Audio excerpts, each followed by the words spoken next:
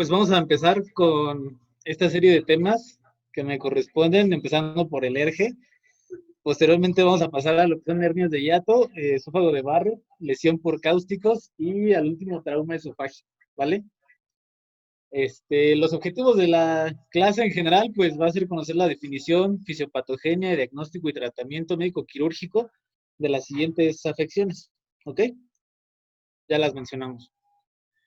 Vamos a empezar con lo que es enfermedad por reflujo gastroesofágico y iniciamos con la definición, la llamada definición de Montreal, que lo refiere como las manifestaciones clínicas y paraclínicas inducidas por el ascenso del contenido gástrico por arriba de la unión gastroesofágica que van a afectar adversamente la calidad de vida de las personas que la sufren. ¿Ok? Este mismo consenso de Montreal define esto como la presencia de síntomas de reflujo en 2 o más episodios por semana. Y esa es una definición que hasta el día de hoy pues sigue vigente. Hablando un poquito de la epidemiología, vamos a tener que la prevalencia de la enfermedad por reflujo en países industrializados va del 8 al 33% aproximadamente. Esto referido pues en la bibliografía que utilizamos nosotros y en el último consenso de Lyon, Francia, 2018. En Asia se reporta una prevalencia aproximadamente del 5%, del 4 al 7% de los pacientes con enfermedad por reflujo va a desarrollar complicaciones propias de la enfermedad, hablando específicamente de estenosis, sangrado, displasia, bueno, antes la metaplasia, y finalmente cáncer, ¿no? Y algo muy importante es que la hernia hiatal asociada al ERGE va a estar reportada hasta en el 80 al 90% de los pacientes diagnosticados. Vamos a tener algunos mecanismos que van a ser parte de lo que es la enfermedad por reflujo gastroesofágico. Tenemos que, pues, hay principalmente dos. El primero es un esfínter esofágico inferior incompetente. Ajá. Va a haber periodos de relajación del esfínter esofágico que van a ser discoordinados, perdón, la letra, con respecto a los mecanismos de la deglución. ¿Ok? Y vamos a tener también 4 mecanismos que tienen que ver, ahora sí que en la continencia del esfínter esofágico inferior, que van a ser la musculatura intrínseca del esófago distal, las fibras oblicuas del cardias gástrico y los pilares del diafragma. Esto como las estructuras que apoyan la presión del esfínter esofágico inferior. Y como número 4, vamos a tener que el aumento de la presión intraabdominal, cuando este es mayor a la presión que tolera el esfínter esofágico inferior, pues va a haber un mecanismo de reflujo, por así decirlo, fisiológico. ¿Ok?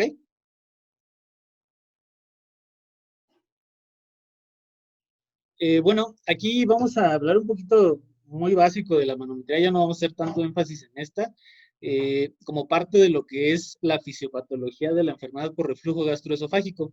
Ya lo había mencionado Samantha, vamos a tener ciertos parámetros que van a ser, ahora sí que lo que es la normalidad en cuanto a las características del esfínter esofágico inferior, entre ellas la presión, la longitud del mismo total y la longitud abdominal.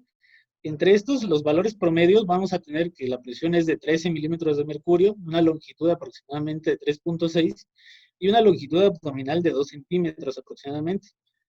Cuando estos valores están por debajo del percentil 2.5, la población, pues va, o sea, esto es igual a una presión menor a 6, una longitud menor a 2.5, 3 total, y una longitud abdominal menor a 1, se va a producir una incompetencia del esfínter esofágico inferior. Ajá. Y va a haber desde relajaciones involuntarias y que van a manifestarse como enfermedad por reflujo. Pueden o no manifestarse como enfermedad por reflujo gastroesofágico. Entonces, por eso es la importancia de la manometría en la enfermedad por reflujo. No es parte del diagnóstico de certeza, por así decirlo, de la enfermedad. Simplemente es un estudio que nos va a ayudar a comprender la fisiopatología del mismo y al final de cuentas, cuando el paciente se va a someter a un protocolo quirúrgico, sí es un estudio que se recomienda hacer para descartar lo que ya habíamos mencionado, un trastorno de la motilidad esofágica, para determinar qué tipo de tratamiento quirúrgico va a ser el adecuado para el paciente. Pero no es un estudio que sea totalmente necesario para el diagnóstico del mismo. ¿Sí queda clara esa parte? Bueno, continuamos.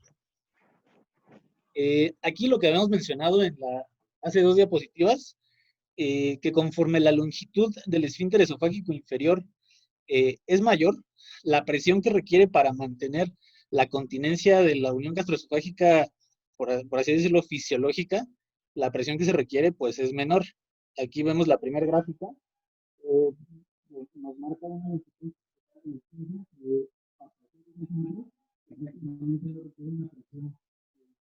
una presión nula, ¿no? Sin embargo, cuando tenemos una presión una longitud de 1 centímetro, pues va a requerir presiones superiores, las cuales pues, es imposible alcanzar, y se va a producir pues enfermedad por reflujo, ¿no? De igual forma, en la otra tabla vemos una correlación en lo que son los pacientes que padecen hernia de hiato. Este, conforme mayor es el tamaño de la hernia, pues es una relación inversa a lo que es la presión del esfínter esofágico. O sea, a mayor tamaño de la hernia, menor es la presión que va a tener el esfínter. Ajá. ¿Sí queda claro un poquito esto? Bueno, la presentación clínica, pues en la primera tabla vemos un poquito de los síntomas. En primer lugar, el síntoma cardinal principal que va a haber es la pirosis con una prevalencia de hasta el 80% de los pacientes, la regurgitación, una prevalencia del 54%, dolor abdominal, y después va a haber otro tipo de síntomas, ¿no? Que consideramos síntomas atípicos o extraesofágicos. Puede ser tos, puede haber disfagia de algún tipo, en este caso ya nos estaría hablando de que hay un proceso de esofagitis, o alguna otra situación, incluso pues cáncer, ¿no? Puede haber roquera, eructos, plenitud, aspiración, sibilancias y pues son los principales síntomas que se manifiestan, ¿no? Y dentro de los síntomas extraesofágicos, perdón, la ronquera, la disfonía, carraspeo, el dolor de garganta, globoasfixia, y en conjunto este tipo de síntomas van a ser lo que se conoce como el síndrome de Cherry, que es un reflujo que va a incluso a abarcar lo que es la laringe, ¿no? Se conoce como reflujo gastrolaringeo. Es tan importante el reflujo que va a haber en el paciente que va incluso a abarcar la vía aérea. Ajá. Bueno, va a haber afectación de la vía aérea. ¿Ok? Aquí tenemos una tablita, la forma de clasificar la enfermedad por reflujo según el Consenso de Montreal, y conforme a síndromes esofágicos y síndromes extraesofágicos. Es nada más para aclarar un poquito lo que ya habíamos mencionado. Parte del diagnóstico, pues va a haber una serie de estudios a realizar en los pacientes con enfermedad por reflujo. Eh, Iniciamos con la clásica radiografía de tórax, que se le pide a veces a los pacientes incluso sin ninguna necesidad. En esta parte no es una parte del protocolo diagnóstico del ERGE, simplemente es un estudio que nos va a ayudar a definir la presencia de una hernia yatal como lo vemos aquí en la imagen, ¿no? Este, pero no es parte del protocolo diagnóstico de alergia. Ajá. Se puede solicitar una radiografía de tórax, sobre todo porque van a ser pacientes que pueden manifestar dolor torácico, incluso se puede intentar descartar alguna patología coronaria, pero no es parte del diagnóstico, ¿ok? La serie esófago-gastrodenal tampoco es parte del diagnóstico, se puede utilizar como coadyuvante en el mismo, pero pues vemos que su sensibilidad y su especificidad son bajas, ¿no? A menos que se sospeche de una hernia yatal, pues va a haber algún beneficio de la misma. Sin embargo, pues en los pacientes con enfermedad por reflujo, que ya tienen sobre todo una evolución mayor a 5 años, se puede sospechar esofagitis. Se van a notar algunas imágenes características, como la imagen de la derecha, que vemos que ya hay cierto grado de estenosis, o la imagen de la izquierda que nos habla, se refieren como pliegues circunferenciales, estos que marcan las flechitas, que son característicos de el esófago de Barrett. La endoscopía, este sí es un estudio que es parte del protocolo diagnóstico, tiene una especificidad superior al 90%, en ocasiones la sensibilidad no es tan alta. ¿Por qué? Porque pues vamos a ver que no hay una correlación entre la intensidad o la frecuencia de los síntomas y la gravedad de las lesiones que podamos hallar en el procedimiento, ¿no? Entonces, pues eso hace su sensibilidad no tan elevada. Ujú. Vamos a saber que el 30 al 70% de los sujetos sometidos a endoscopía que presentan síntomas típicos no van a tener ninguna lesión al momento del estudio. Es deseable suspender los inhibidores de la bomba de protones 2 semanas previas al estudio endoscópico, ¿ok?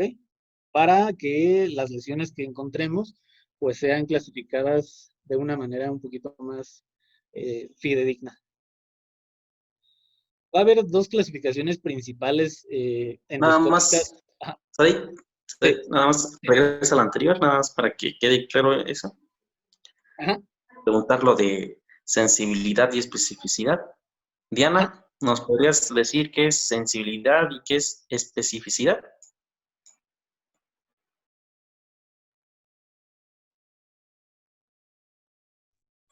Buenas noches. ¿Sí se escucha bien? Sí, sí, te escuchamos, Diana.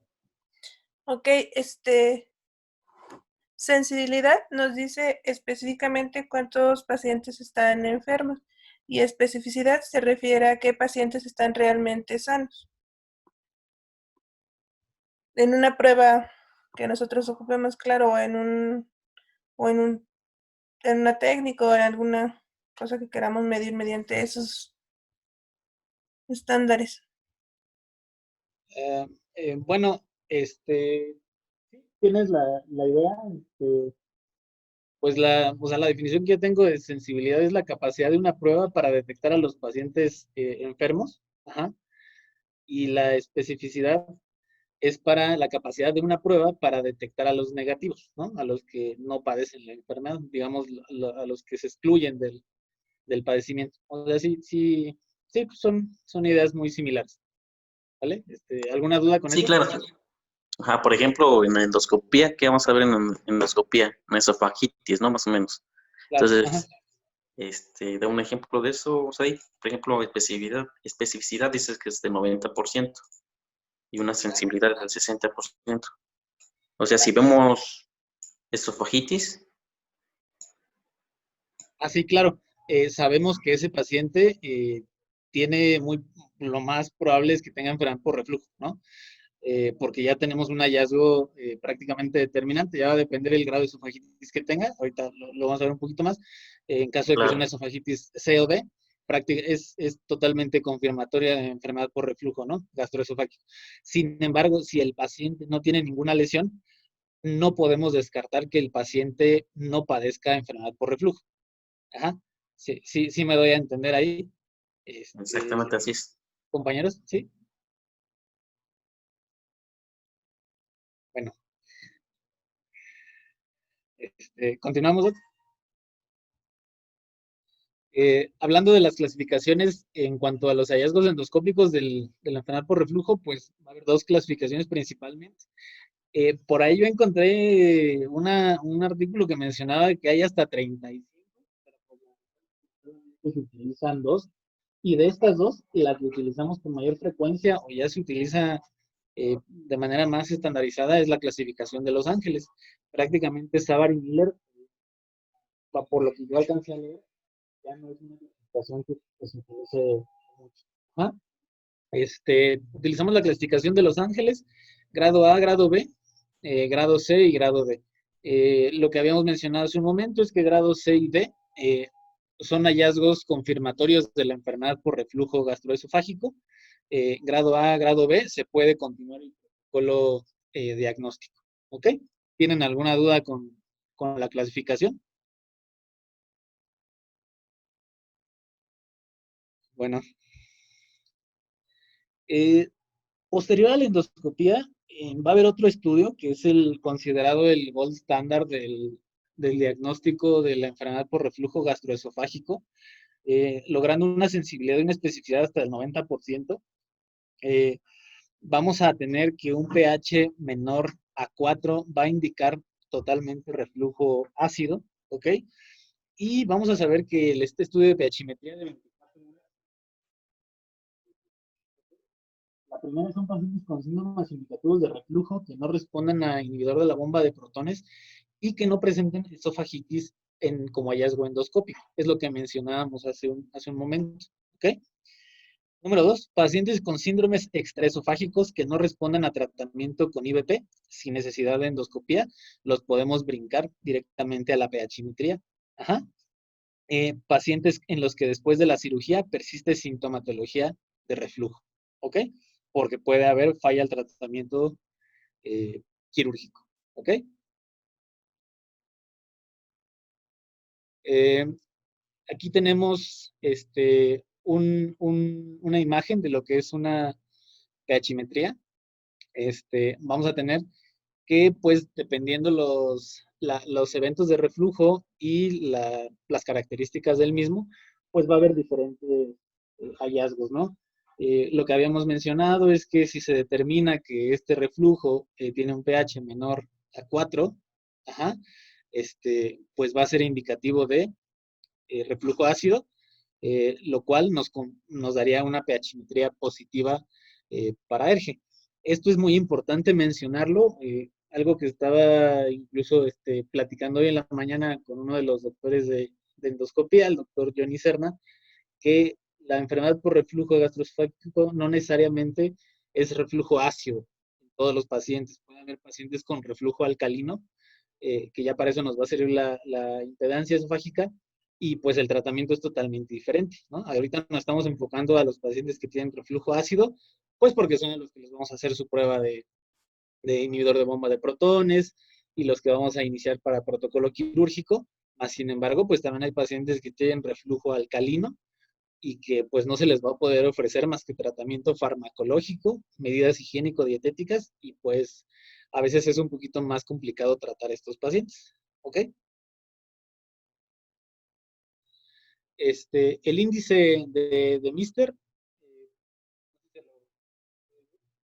eh, es una escala o una serie de mediciones y parámetros que se van a tomar a partir de la endoscopía, de la pHimetría, perdón, ajá, determinando los eventos de reflujo ácido que tiene el paciente y si éste se encuentra en posición vertical o en posición supina. Ajá.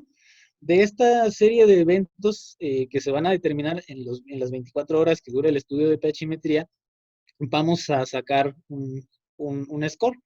Si este score es mayor a 14.4, va a ser un paciente que se va a determinar con reflujo ácido y que va a ser candidato a tratamiento quirúrgico. ¿Ok? ¿Sí queda claro esto? Entonces, cuando veamos un paciente que viene, bueno, cuando pase el COVID, que viene a funduplicatura tipo Nissen, pues siempre, por eso es importante, ¿no? Ver que le hayan hecho su pHimetría y revisar su índice de Demistre, ¿vale? La impedancia con medición del pH. ¿De qué nos va a ayudar la impedancia con medición del pH? Se ha reportado en algunas series que tiene un poquito más de sensibilidad y de especificidad que la pHimetría por sí sola. Si la pHimetría por sí sola tiene 90, esta llega a alcanzar el 96 y 96% de sensibilidad y especificidad. Digamos que es un estudio que al mismo tiempo que detecta los eventos de reflujo o trata de determinar si si estos eventos de reflujo son reflujo ácido, la impedancia va a tener la capacidad de detectar si este reflujo es no ácido, por lo tanto, pues se trataría de un reflujo alcalino, ¿ok? Realmente tampoco se ha visto que sea un estudio 100% necesario en todos los pacientes, simplemente es una opción más que se les está dando. Y pues no, bueno, ahí no sé, a lo mejor si los doctores un poquito más avanzados tienen algún otro concepto de la impedancia con medición del pH, pero yo leí que no es un estudio que sea estándar en el protocolo diagnóstico de los pacientes con ERGE, ¿ok? Es simplemente un estudio auxiliar.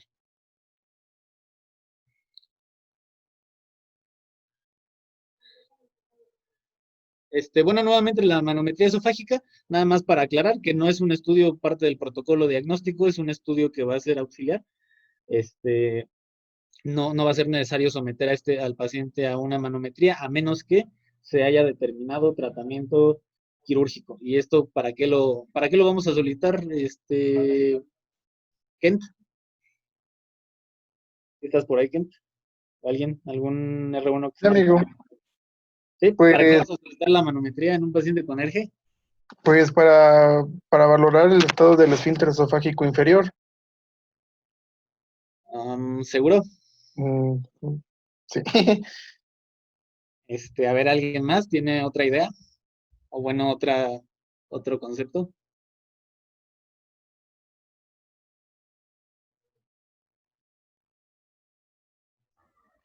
Tienes que tomarles la manometría a todos los pacientes que vas a operar porque tienes que corroborar o más bien descartar que no tengan un trastorno de motilidad. Si no, obviamente tienes pues el riesgo de que a un paciente al que pudiera tener un trastorno de la motilidad, entre ellos, por ejemplo, acalasia, tú le haces una cirugía antirreflujo y entonces imagínate cómo va a quedar el paciente, ¿no? O sea, pues con más problema de lo que tú le vas a ofrecer. No es extraño, o sea, a pesar de que suena así como que, ay, no mames, cómo no se le va a hacer o cómo te vas a equivocar de diagnóstico, la verdad es que nosotros en el hospital sí hemos tenido varios casos en los que se les hace la cirugía antirreflujo y son pacientes que después llegan con nosotros y una vez que tienen un abordaje completo, tenían acalasia, ¿no? Entonces imagínate, pues, qué trágico para el paciente que después de una cirugía que aparte le costó, que tuvo que pasar todo el tiempo, y pues que tenga algo que le da más manifestaciones. Entonces, la recomendación es precisamente esa, todo paciente que tú vas a operar tiene que tener como parte de su protocolo una manometría. Y como bien decías hace ratito, pues una impedancia únicamente si tu paciente tiene esta sospecha de reflujo alcalino, ¿no? Muchas gracias, doc. Bueno, entonces continuamos. Tratamiento médico, aquí tratamiento médico, el inicial, incluso lo podríamos considerar como parte del protocolo diagnóstico, este, porque, porque tenemos a un paciente que nos va a presentar síntomas, características de enfermedad por reflujo gastroesofágico. En ese momento nosotros tenemos pues ahora sí que la capacidad de indicarle a ese paciente un tratamiento empírico, ajá, que va a ser a base de inhibidor de la bomba de protones, ¿ok? Y estos inhibidores de la bomba de protones se recomienda utilizarlos 30 a 60 minutos antes de los alimentos. Se puede iniciar con una dosis al día. En caso de no presentar mejoría clínica, la dosis se va a duplicar. Ajá, o sea, va a ser 2 veces por día. Y cuando el tratamiento mayor a 12 semanas no hay una buena respuesta, pues vamos a proceder a realizar o a solicitar un estudio endoscópico. Si el paciente tiene una adecuada respuesta al tratamiento médico, ¿esto qué quiere decir? Pues podemos diagnosticar a nuestro paciente con enfermedad por reflujo gastroesofágico y dejarlo con el tratamiento médico, pues, un buen rato. ¿Ok? Entonces, por eso es que se hace parte incluso del protocolo diagnóstico. ¿Sí queda claro eso? Bueno, está un poquito larga la clase, entonces, pues, retomando un poquito, pues, checamos lo que fue la definición de Montreal para enfermedad por... Ah, muy bien. Acabo de leer lo que lo que escribió el doctor Pinto. Este, ¿Alguien nos puede recordar cuál es la definición de Montreal? ¿Alguno de los que están ahorita conectados? Un compañero R2, Jaime, Bruno, alguno de ustedes que quiera participar. Sí, buenas noches, ¿me escuchan? Sí.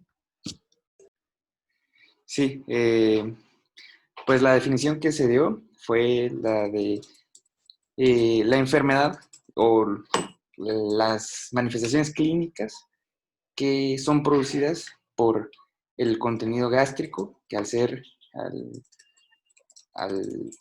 al padecer el paciente un reflujo, es como consecuencia de lo que provoca, ¿no? Y estas pueden ser ya sea pues meramente esofágicas o extraesofágicas, ¿no? Entonces son las manifestaciones clínicas que producen sí la enfermedad por reflujo gastroesofágico. Ok, muchas gracias. ¿Algún otro compañero R2 ¿cómo empezamos el abordaje de un paciente con enfermedad por reflujo gastroesofágico? Si recuerdan cómo lo abordábamos, o sea, llegaba el paciente a nuestra consulta, nos menciona que tiene sintomatología 2 veces por semana o más, pirosis, regurgitación, ya saben, ¿qué le hacemos en ese momento? ¿O qué proponemos como tratamiento? Bueno, siempre se inicia el protocolo para diagnóstico de un paciente, pues con la historia clínica, ¿no? Saber si padece alguna enfermedad, si es la primera vez que padece esto, y bueno, todo el cuadro clínico que nos pueda estar orientando a coincidir con los síntomas específicos del reflujo y que tenga síntomas propios de esófago o extraesofágico, ¿no?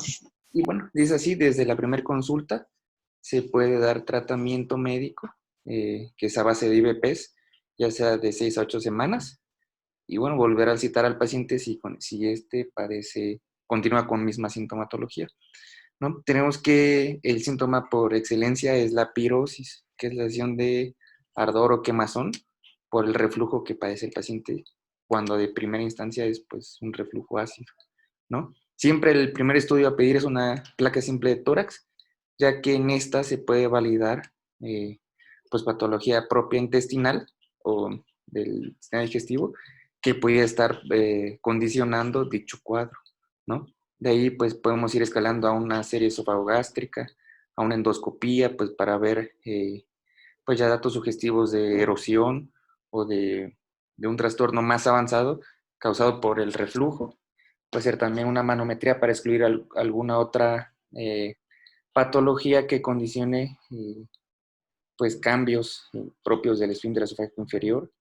Y bueno, una pHmetría que es el gold standard, y si no, pues ya sería una impedanciometría. Ok, Bruno, muchas gracias por tu participación. Bueno, en resumen, tenemos que un paciente con la sintomatología que nos define el ERGE o que nos hace sospechar el ERGE, si no presenta síntomas atípicos o síntomas extraesofágicos, lo que hacer es iniciar terapéutica empírica a base de IVP una vez al día, ¿no? Es lo que menciona la literatura, y esto nos sirve también como prueba terapéutica. En caso de tener una prueba terapéutica favorable, o sea que el paciente responda satisfactoriamente al IVP, podremos diagnosticar enfermedad por reflujo gastroesofágico de manera automática, ¿ok? ¿Cuándo es cuando empezamos a hacer el protocolo con otro tipo de estudios? Cuando el paciente, ya sea que no responda a la terapéutica con IVP, o cuando pensemos en que el paciente es candidato a tratamiento quirúrgico y pues obviamente esté de acuerdo y sus comorbilidades sean pues las mínimas para que el paciente sea candidato a un tratamiento quirúrgico, ¿no? Entonces, quedamos que, como decía Bruno, el gold estándar del diagnóstico para enfermedad por reflujo gastroesofágico es la pHmetría, ¿ok? La podemos complementar con una impedancia en caso de que el pH que los resultados que nos muestra la pHmetría no sean concluyentes, pues ya que pueda que no presente reflujo precisamente ácido, complementamos con una impedancia. En caso de que el paciente pues tenga una pHmetría, nos dé un de Mister mayor a, ¿recuerdan cuál es el valor de corte para determinar reflujo ácido en el esfínter esofágico inferior? 14.7, ¿no? El índice Ok, de muchas Demier. gracias.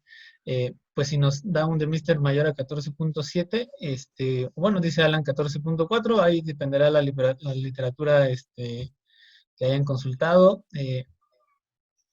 Pues vamos a tener un paciente con diagnóstico de reflujo ácido con enfermedad por reflujo, y este reflujo será ácido, ¿ok? Todo el paciente que sea protocolizado para tratamiento quirúrgico, en este caso una fundopligatura, debe ser sometido a una manometría, porque si bien la manometría no es necesaria o es indispensable para el diagnóstico de la enfermedad por reflujo, sabemos que sí lo es para descartar un trastorno de la motilidad. Y lo que ya estábamos comentando la clase pasada es que si el paciente tiene un trastorno de la motilidad asociado y nosotros le hacemos una fundopligatura que no corresponda, en este caso una fundopligatura total, pues vamos a incrementar la disfagia, ¿no?, de ese paciente. Si en caso del paciente tenga calasia o algún otro trastorno, pues no va a ser favorable su evolución. ¿Ok? Por eso es necesaria la manometría. La manometría la mencionó Samantha, la mencioné yo explicando un poquito la fisiopatología del ERGE. Y bueno, nada más que quede bien claro eso, ¿vale? El doctor Pinto levantó la mano. Sí, doctor, dígame. Te quería preguntar algo porque ahí me quedó como confusa la información. Tú dices que la tachimetría es el estándar de oro para el diagnóstico de la enfermedad por reflujo. Y creo eso lo aprendimos desde pregrado, ¿no? Es una pregunta del ENARM y todo. Pero yo lo que no entiendo es si tú sugieres que todos los pacientes con reflujo requieren una tachimetría para hacer el diagnóstico de reflujo. Sí, doctor. Bueno, es parte del protocolo.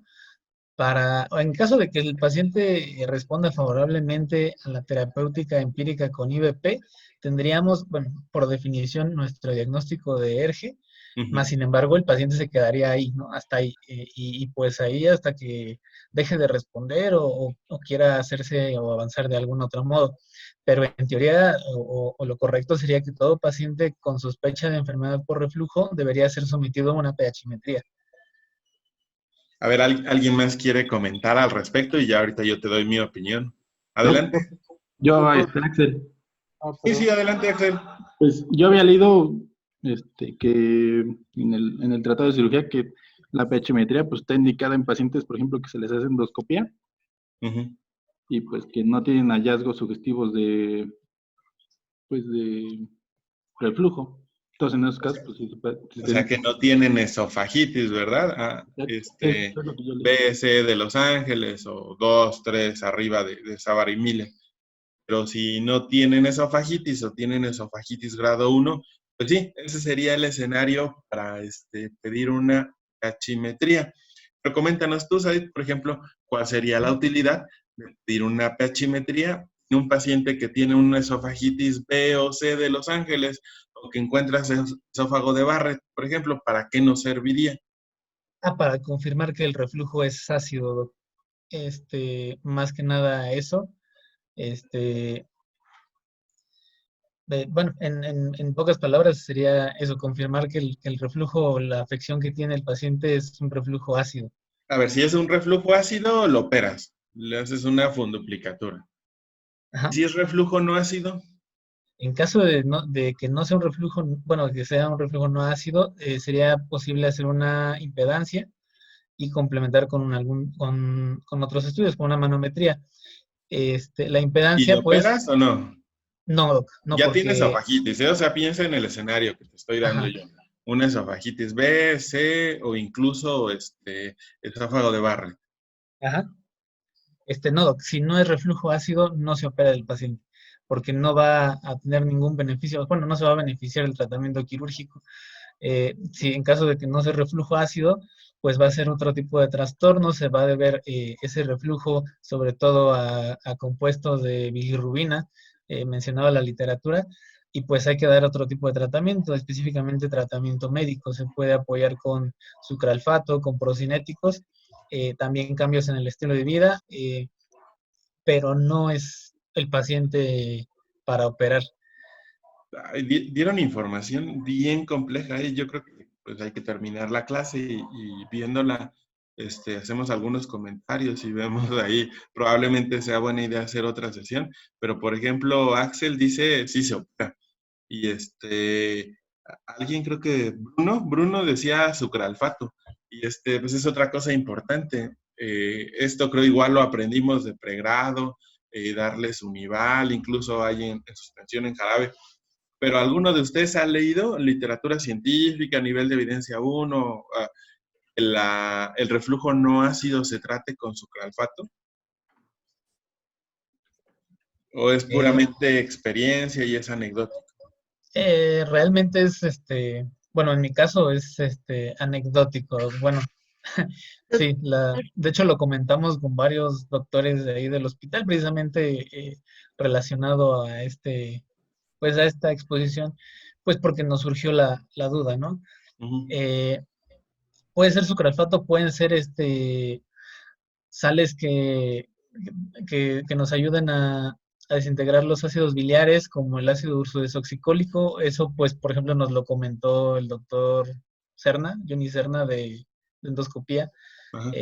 Pero realmente, bueno, en mi caso, al menos más allá para ver evidencia acerca del reflujo no ácido, no. Bueno, entonces si no. quieres lo dejamos aquí y ya después viendo cómo avanza, pero ahí está un hueco de conocimiento. Realmente el reflujo no ácido se puede tratar con sucralfato, digo de que se hace sí, y a lo mejor ahorita me dices se le puede dar metoclopramida y refuerza el esfínter esofágico, pero habrá que investigar realmente si hay evidencia. Yo sí sé esa respuesta, pero tienen que hacer el ejercicio y te puedo sembrar otra duda razonable. ¿Y qué pasaría si lo operas y le haces un bypass y no le haces una funduplicatura? ¿Mejorará o no? Ahorita lo tratamos al final. Creo que Richie iba a comentar algo. Sí, yo quería comentar del principio cuando nos estaba preguntando si a todos los pacientes le teníamos que hacer la pHmetría, que pues sí, como sabemos era el estándar de oro, pero no en el algoritmo terapéutico, no está indicado desde un inicio para todos la pHmetría. Lo inicial es darle el tratamiento médico y pues la mayor parte de los pacientes remite con esto. Ese era mi comentario desde ese rato. Y ya, si quieren, al final seguimos comentando de lo de si se opera o no el reflujo no ácido, ¿no? Porque también coincido con el doctor Pinto, estamos muy acostumbrados a, pues más por costumbre, que les damos tratamiento médico, ¿no?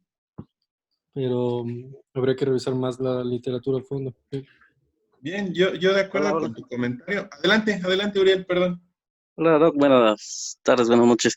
Oiga, con respecto a lo que dice Ricardo, hace ratito les envié un artículo a los chavos, se llama Las guías Icarus, son bastante, al parecer, nuevas, 2018.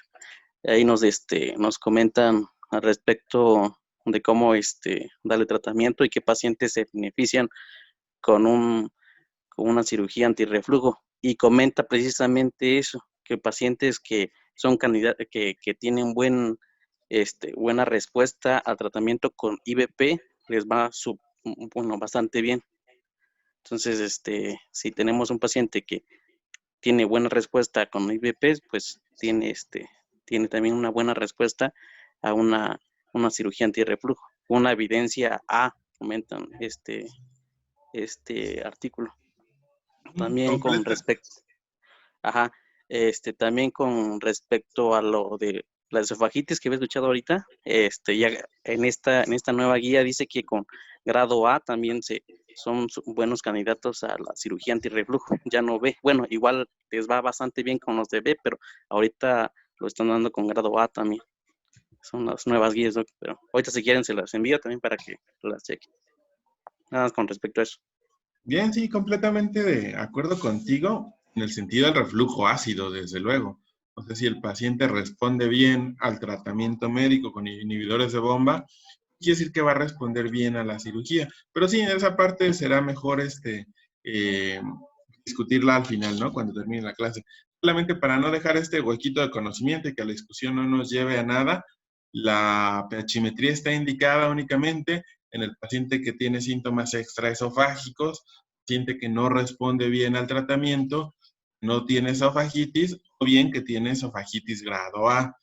Si tiene BS, si ya tiene Barrett, no hace falta que le pidan una pHmetría, no así manometría. Manometría la requieren todos, sin lugar a duda. Sin embargo, pHmetría se puede obviar. Cuando sí pedirlo, cuando es un centro de referencia, que dentro de su protocolo está indicado que a todos los pacientes les van a hacer pHmetría, eso también vale. Valdría para medir los resultados de tu procedimiento. Por ejemplo, operas a un paciente con un demister de 80, 200, 400, créanme que los hemos visto, lo operas y baja a 30, 25, puedes hablar de que está bien y entonces vale la pena, pero estrictamente hablando, en su práctica profesional, en su consultorio, si les llega un paciente con una endoscopía y tiene una esofagitis arriba de grado B, ya no hace falta que le pidan pHmetría, porque no, el diagnóstico pues ya está dado por la endoscopía. Sin embargo, sí tienen que pedirle manometría a todos. Y bueno, si me permite, Sí, doctor Pinto, sí. un breve comentario.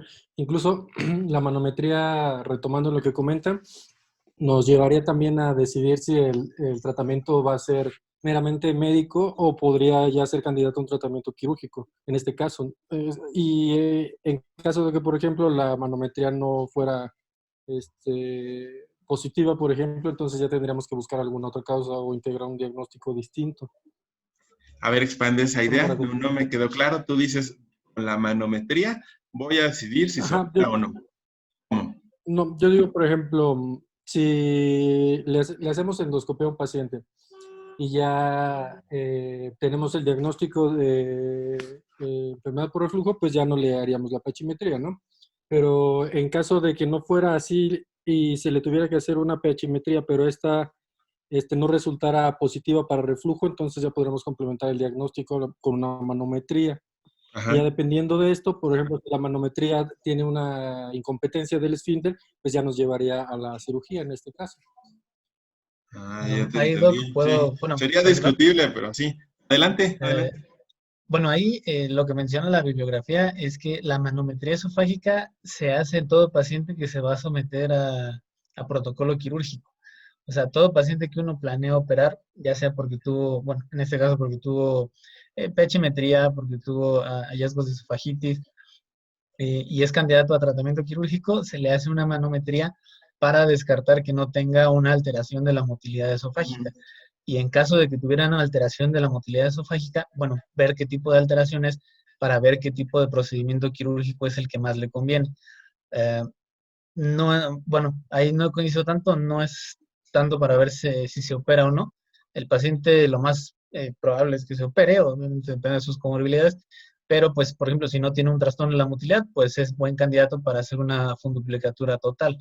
Sin embargo, si tiene una alteración de la motilidad, pues ya se podría valorar pues no sé, a lo mejor realizar la miotomía de Heller con la funduplicatura parcial o algún otro tipo de procedimiento, ¿no?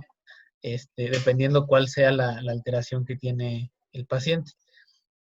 A ver, Sadi, expande un poquito esa idea. Para mí resulta obvio, y te escucho y yo sé que para ti también, pero probablemente para los R1 no.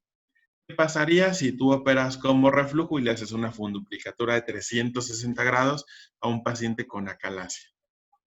Sí, pues lo que pasaría es que incrementaríamos su disfagia, o sea, en lugar de resolverle o ayudarle a mejorarlo clínicamente, pues empeoraríamos su clínica, ¿no? Empeoraríamos sus síntomas, porque pues sería una funduplicatura, digámoslo así, que haría mucha presión sobre el esfínter esofágico, entonces de por sí ya el paciente es un paciente que tiene disfagia, pues empeoraríamos esa situación. Y ya tiene aumento de la presión del esfínter esofágico inferior y le echas una funduplicatura encima, va a aumentar más.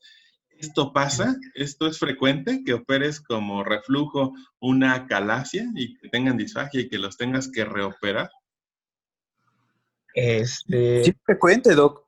¿Verdad? Adelante. Nosotros la clase pasada precisamente platicamos sobre eso, sobre el uso de una manometría en todos los pacientes que vamos a operar. Y comentamos precisamente eso, que afortunadamente nosotros en el hospital pues seguimos el protocolo y a todos los pacientes se les hace manometría, pero no son pocos los casos, e incluso casos que se han presentado en los congresos de pacientes que han llegado con nosotros y que se han operado de funduplicatura y que una vez que se hace pues ya el protocolo bien y que se hace la manometría, son pacientes con acalasia. Y yo, o sea, les comentaba la clase pasada que yo al menos en el tiempo que he estado ahí en el hospital, me he enterado, vaya, o he visto así de los casos que se han presentado de como 2, 3, o sea, en 3 años, que es al menos uno al año. Si asumimos que tampoco es como que hagamos muchísimas funduplicaturas, yo creo que sí es elevado. Y digo, usualmente es en otros lados donde pues se van precisamente por eso, que hacen el procedimiento sin tener el protocolo completo. Pero sí, aunque uno pensaría, es que cómo se puede uno confundir, la verdad es que igual, pues bien que mal la disfagia, y una vez que se empieza a hacer esofagitis o el dolor torácico, sí pueden llevar a una confusión únicamente basándose en sospechas clínicas, y de ahí la importancia de tener un protocolo adecuado. Sí, de acuerdo, es algo bien frecuente, ¿eh? Y más privado. Hay un endoscopista, un cirujano, le mete el tubo al paciente, le dice, tiene usted una hernia y tal, y hay que operarlos, y los operan únicamente con eso, y entonces pues viene ahí la tragedia, ¿no? Si a alguien le interesa ampliar el tema, tenemos una publicación en la revista de la Asociación Mexicana de Gastroenterología, la publicó ahí Lucy Vázquez y pues bueno, nos anotó a todos y ella habla de las refunduplicaturas y las fallas y la mayor parte de las fallas pues son pacientes mal estudiados, pacientes que tenían acalasia y se operaron como reflujo. Entonces es experiencia en nuestro hospital y pues vale la pena ahí mencionarlo. Si ahorita lo encuentro y lo tengo a la mano, se los mando en el chat. Entonces vamos a continuar para que avance un poquito la clase. Ok, doctor. Sí, gracias. Bueno, nos hemos quedado en esta parte del tratamiento médico y tratamiento empírico en caso de que el paciente cumpla con la definición de Montreal a base de inhibidor de la bomba de protones. Se recomienda utilizar los 30 a 60 minutos antes de los alimentos para que se absorban de forma adecuada y siempre se inicia con una sola dosis al día. No es tan bueno indicarlo 2 veces al día, solamente en caso de que no se presente una mejoría clínica. El tratamiento va a iniciarse siempre durante mínimo 8 semanas. Bueno, aquí hay un artículo en el que me basé para dar algunas referencias para la clase. Nos mencionaba que la obesidad es un factor predisponente a empeoramiento de los síntomas. Bajo evidencia, bueno, en este estudio fue estadísticamente significativo que la disminución de 3.5 de IMC en mujeres mejoraba los síntomas hasta en 40%. Todos esos cambios que siempre nos refiere la bibliografía, cambios en el estilo de vida, sí pueden funcionar, generalmente siempre son asociados a tratamiento médico, pero lo que sí tiene evidencia, pues es la disminución de peso, ¿sale? Todavía mencionaba ahí a los inhibidores H2, pues nos menciona que son mucho mejores los IBP en cuanto a efectividad. Y pues nada más para complementar, un metaanálisis en el 2006 comparó el esomeprazol contra el omeprazol, demostrando a las 4 y 8 semanas una mejoría en los síntomas a favor del esomeprazol, ¿sale? Entonces, pues para que lo tomemos en cuenta. También este artículo nos menciona algunos de los adversos que tienen los inhibidores de la bomba de protones, que muchas veces no los tomamos en cuenta. Hay pacientes que están medicados por largo tiempo con estos tratamientos y pues sobre todo cuando son pacientes con comorbilidades o adultos mayores, pues podemos tener los adversos, ¿no? Entre ellos déficits nutricionales, aumento en los riesgos de gastroenteritis, hay un aumento en el riesgo de padecer colitis pseudomembranosa, aumenta el riesgo de osteoporosis y fracturas, aumenta el riesgo de enfermedad arterial coronaria, aumenta el riesgo de lesión renal secundaria a una nefritis intersticial, hay un aumento en los depósitos de beta amiloide en el cerebro de ratones, se ha visto, y hay un aumento en el riesgo de demencia en comparación a quienes no recibían el tratamiento.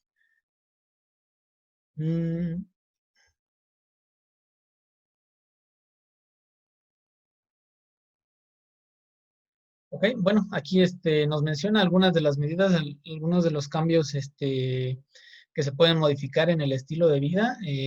Bueno, creo que eso ya lo habíamos mencionado un poquito también.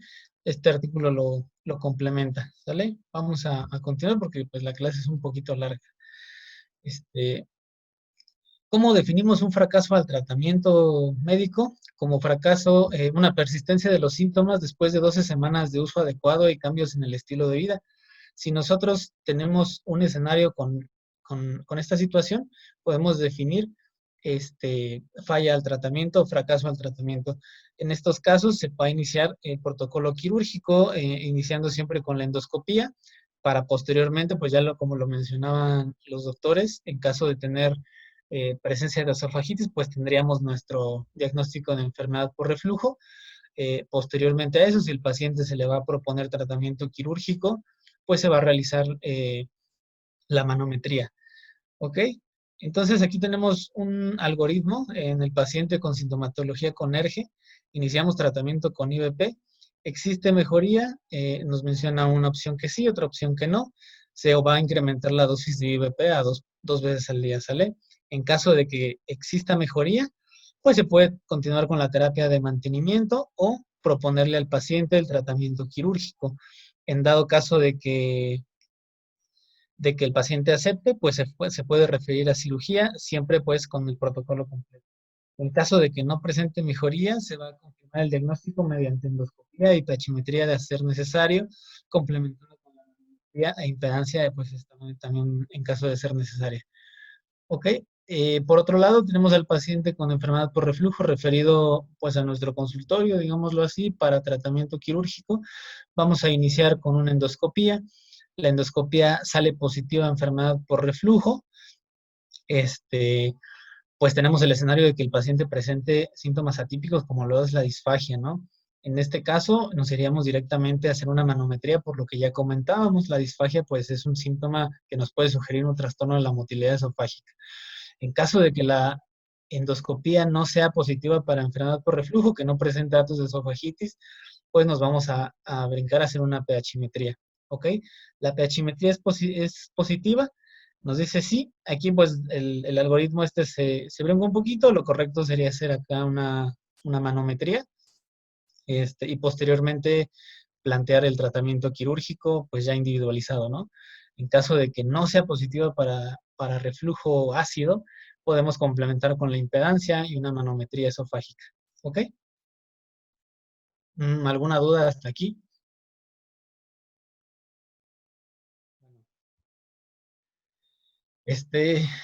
Tratamiento quirúrgico. Desde 1999, todo paciente con reflujo típico que no se puede beneficiar del tratamiento médico va a ser un candidato a tratamiento quirúrgico, ¿ok? Otras indicaciones, pues, son la sintomatología persistente, la necesidad de incrementar los IVP, hernia hiatal sintomática, que presente el paciente esofagitis severa, que tenga una incompetencia del esfínter esofágico inferior que esté documentada, que padezca síntomas respiratorios asociados al reflujo. Son predictores de buena respuesta a la cirugía, edad menor a 50 años y la mejoría con el tratamiento médico, como ya nos comentaba el doctor Reyes, ¿ok? La cirugía presenta una morbilidad aproximada del 5%. ¿Cuál es la finalidad de la cirugía? En pocas palabras, pues crear una barrera antirreflujo la cual sea funcional, ¿ok? Se basa en 3 principios y el primero es dejar una longitud adecuada del esfínter esofágico inferior, aproximadamente 2 a 3 centímetros es aceptable. Reparar la hernia hiatal en caso de que ésta exista, y realizar una funduplicatura total o parcial de acuerdo al protocolo que se ha realizado con el paciente. Vamos a iniciar hablando de lo que es la técnica de tratamiento, en este caso la funduplicatura laparoscópica tipo Nissen. Los principios de la técnica y los materiales que vamos a utilizar, pues es una disección y movilización del esófago para disponer de un esófago intraabdominal, la aproximación de los pilares por detrás del esófago y la confección de una válvula retroesofágica que esta cual pues no debe tener tensión para que sea una cirugía exitosa, ¿ok? Vamos a ocupar pues el siguiente material, ya sabemos la gran mayoría cuáles son los materiales básicos que utilizamos en este tipo de cirugía. La técnica quirúrgica, vamos a colocar al paciente, el libro que consulté nos menciona más o menos a una angulación de 30 grados la cabecera deseable. Vamos a colocarnos nosotros en la posición francesa, el cirujano entre las piernas, el primer ayudante a la derecha del paciente y el segundo ayudante a la izquierda del mismo, ¿ok? ¿Cómo vamos a colocar los trócares? No sé si alguno de mis compañeros quiera apoyarnos para mencionar cómo se colocan los trócares en este tipo de cirugía. Si alguien tiene idea, ahorita lo podemos checar. ¿Alguno de mis compañeros R2?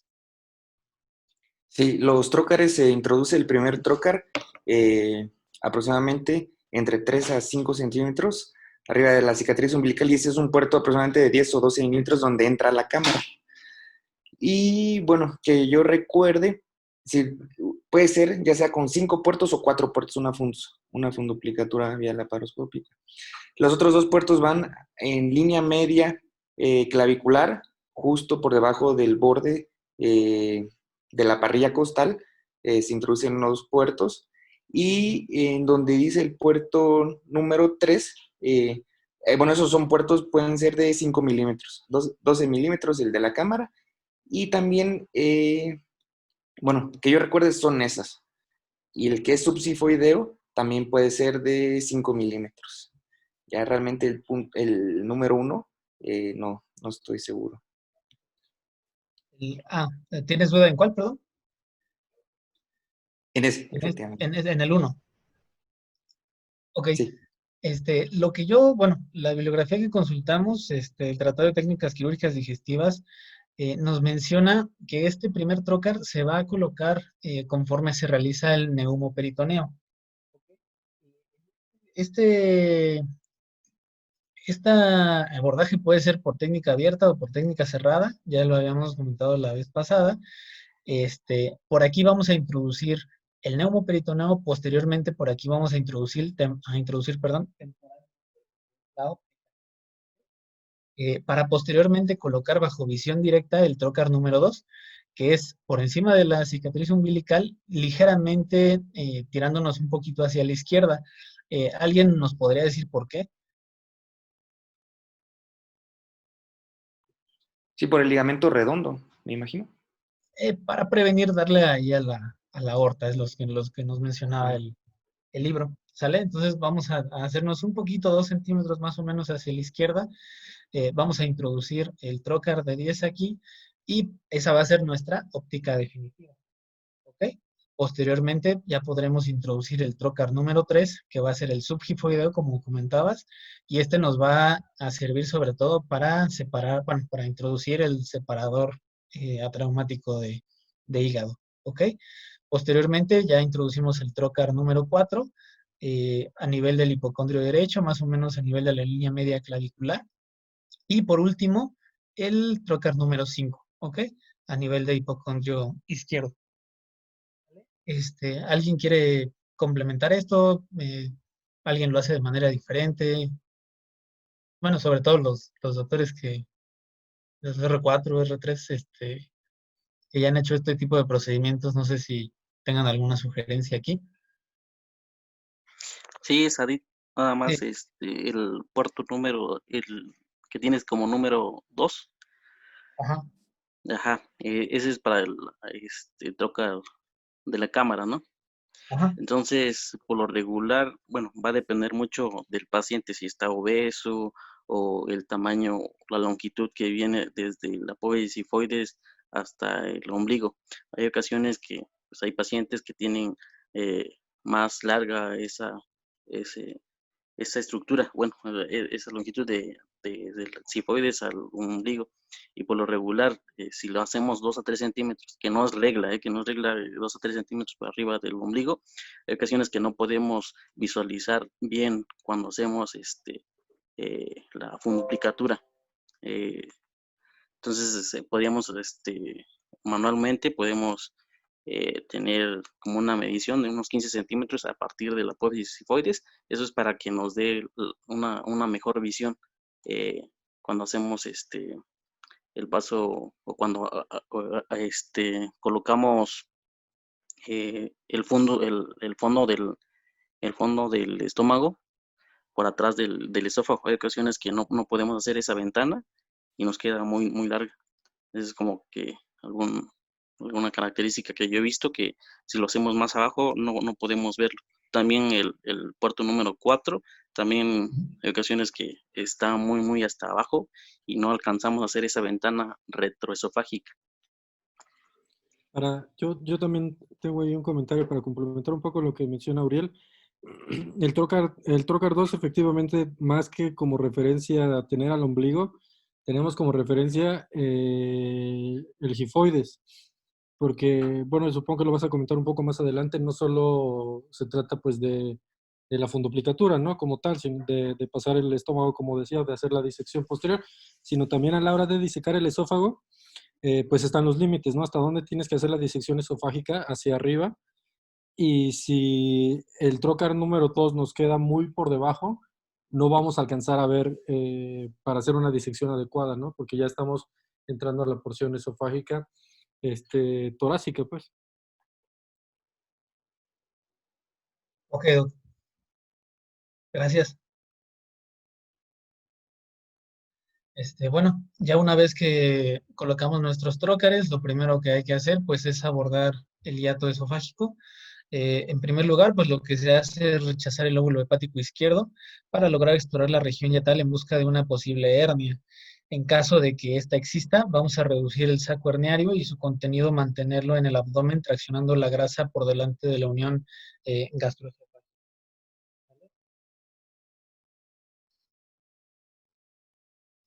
Posteriormente ya vamos a iniciar el acceso al esófago. Algo que se me había olvidado comentar. El libro nos menciona que todo paciente que va a ser sometido a una fundoplicatura laparoscópica, pues hay que colocarle una sonda nasogástrica para descompresión del mismo, ¿vale? En este paso nos menciona que hay que retirar la sonda nasogástrica. Vamos a tratar de movilizar la unión gastroesofágica y vamos a iniciar la disección de lo que es el pilar derecho, cuidando la rama hepática del nervio vago, ¿sale? Vamos a separar la pars densa en una hoja anterior, que esta misma se va a continuar con lo que es la membrana frenoesofágica, y vamos a dividirla también en una hoja posterior hacia la cara del pilar derecho. Posteriormente vamos a continuar con lo que es a preparar todo para la disección del pilar izquierdo. Vamos a incidir la hoja anterior de la pars densa. Siempre vamos a tratar de corroborar la viabilidad del nervio vago, ¿ok? Posteriormente se va a iniciar la incisión de la membrana frenoesofágica con el borde anterior del orificio yatal hacia el pilar izquierdo.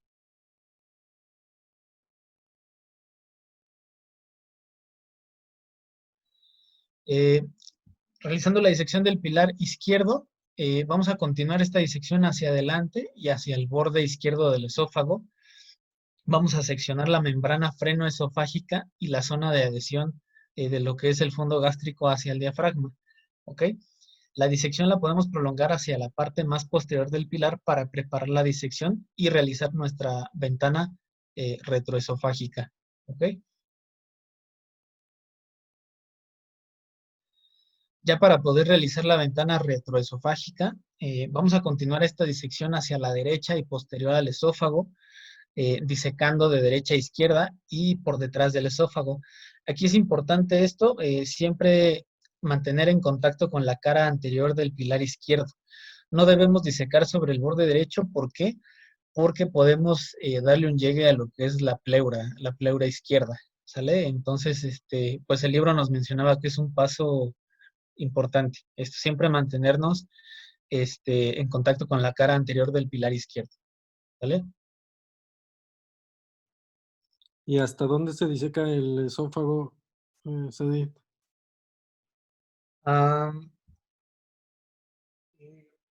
¿Referencia anatómica o...? Ajá.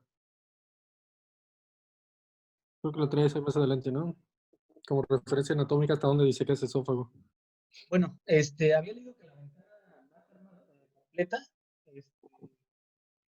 cuando se pueda ver el tejido graso y el ligamento gastroesplénico. Además, también se tiene que ver el polo superior del vaso, no sé si se refiere a eso. Sí, hasta las venas pulmonares, como puso el doctor Pinto y Sánchez. Entonces es como referencia. Bueno, siempre nos preguntaban pues en quirófano, ¿hasta dónde vas a disecar esófago? ¿No? Hasta las pulmonares. Ok, gracias. Posteriormente vamos a proceder a la movilización del esófago. Vamos a liberar las caras anterior y posterior del esófago, creando una ventana retroesofágica de tamaño suficiente para permitir el paso de la válvula antirreflujo. ¿Ok? Conseguir movilizar el esófago lo suficiente como para obtener sin tensión, un segmento aproximadamente de 2 centímetros. ¿Vale?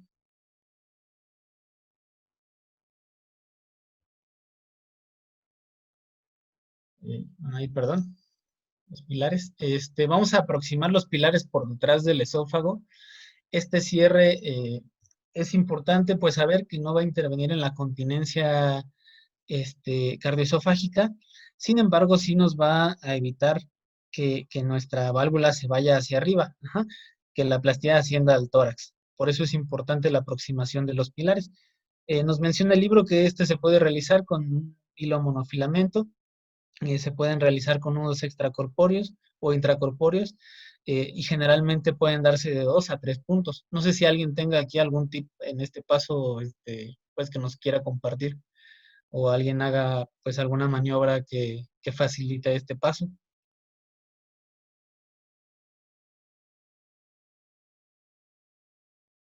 Pues realmente en mi experiencia hay desde quien sí afronta los pilares hasta quien no, depende de cómo lo veas, depende de qué tan separados estén. Y los puntos, yo por lo menos en el hospital he visto que depende de la longitud, pues cuántos puntos le das y la calibración que le das, ¿no? Qué tan estrecho lo dejas. O sea, puedes llegar a dar 1, 2 o hasta 3 como Ok. tienes ahí encima inferior. Ujú. Gracias, Doc.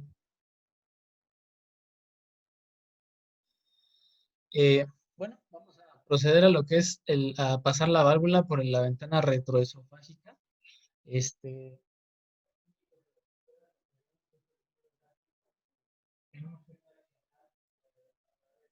por la 5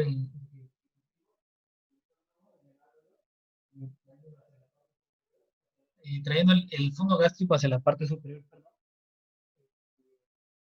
y pasarlo por la derecha a través de la ventana retroesofágica. El fondo tiene que deslizar perfectamente por detrás del esófago y los bordes que se toman a la derecha y a la izquierda tienen que ser los mismos. Esto para evitar la formación de pliegues, ya que esto podría llevarnos a una fallida. ¿Ok? Posteriormente, pues vamos a pasar a lo que es la movilización del fundus. Este, Se debe tratar de evitar tensión sobre la válvula y debe de facilitarse la tensión, el paso por detrás de la ventana retroesofágica. Para esto hay dos variantes de la funduplicatura tipo Nissen, lo que es tipo Nissen-Rossetti, que esta no secciona los vasos cortos, y la tipo Nissen original, que esta sí secciona los vasos cortos. En este libro nos menciona que siempre deben seccionarse los vasos cortos para no tener tensión en la válvula. Sin embargo, pues hay estudios que dicen que pues realmente no hay una diferencia que sea significativa entre los resultados postquirúrgicos de ambos procedimientos y sin embargo pues sí hay un mayor riesgo de sangrado y sí hay un mayor tiempo quirúrgico. No sé si aquí alguien quiera comentar algo. Yo sabía que en el hospital se hace la técnica Nissen-Rossetti. No sé si alguien tenga alguna otra información sobre estos dos procedimientos. Sí, Sadit, no sé si les envié también esos artículos donde comentábamos de la disección o el corte de los vasos cortos. No hay una diferencia estadísticamente significativa entre si lo haces, no lo haces, lo cortas o no los cortas, de acuerdo a la recurrencia. Y como dices tú, aumenta el sangrado si realizas disección de esos vasos. Bueno, es lo que había leído. Ok, entonces, bueno, ¿alguien comentó algo? Sí, efectivamente iba a comentar que no hay diferencia en eso, pero sí en el tiempo quirúrgico. Se ha visto, evidentemente es más tardado cuando tienes que cortar los vasos cortos que cuando no. Entonces no hay diferencia a lo mejor en el resultado, ¿no? Pero sí en el tiempo de En el cirugía. tiempo quirúrgico.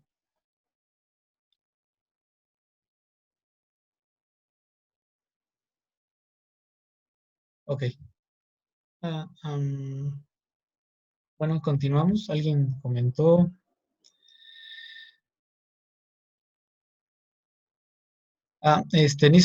José Luis, el doctor Pepe, comenta si Rossetti solo es la disección de los vasos o también anclar al el fundus al estómago. Bueno, aquí lo que yo tenía entendido, Doc, es que se ancla fondo y fondo y se va a la cara anterior del esófago. No sé si alguien tenga otra. Ajá. Yo leí un artículo ayer que la diferencia entre una fundus tipo Nissen y la tipo Nissen-Rossetti es exclusivamente dar ¿Los un vasos punto cortos? al fundus, al pilar derecho, ¿no? Fijar al diafragma, bueno, meramente al pilar derecho, esa era la diferencia, ¿no? Y la Entonces, finalidad de esto es evitar que migre, ¿no? Que que transfiera migre, la efectivamente. musculatura. Sí. Ok. Oye, Sadik, Ajá. yo leí, en cuanto a lo de la sección de los brazos cortos, yo leí que, o sea, primero se puede dejar sin cortarlos y cuando se pasa el fondo por atrás del esófago, si permanece ahí y no se regresa, o sea, a su lugar de origen, no es necesario cortarlos, pero si pasamos por detrás del esófago el fondo y se regresa, pues quiere decir que hay tensión y en ese caso sí habría que, pues, seccionarlos. Así yo había leído en el tratado de cirugía. Ok, bueno, entonces, pues podemos concluir que ya dependerá pues, del transquirúrgico, ¿no? De los hallazgos y de qué tanto se facilite y qué tanto se pueda valorar que no haya tensión, ¿no? Al hacer la funduplicatura.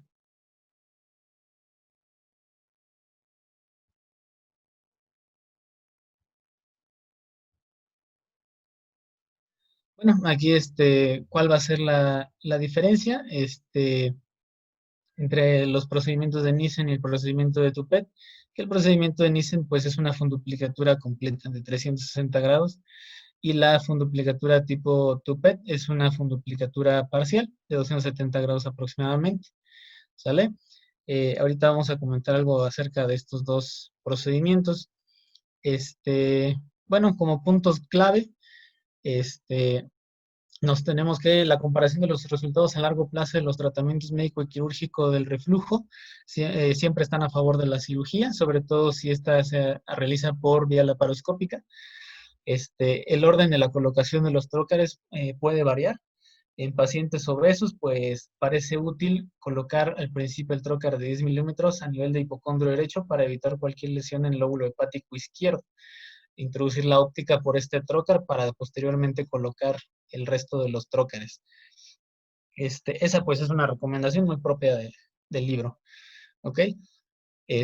Sea cual sea el procedimiento elegido, la técnica quirúrgica siempre tiene que conseguir un esófago abdominal y aproximar los pilares del diafragma, como ya habíamos visto en los principios de la cirugía.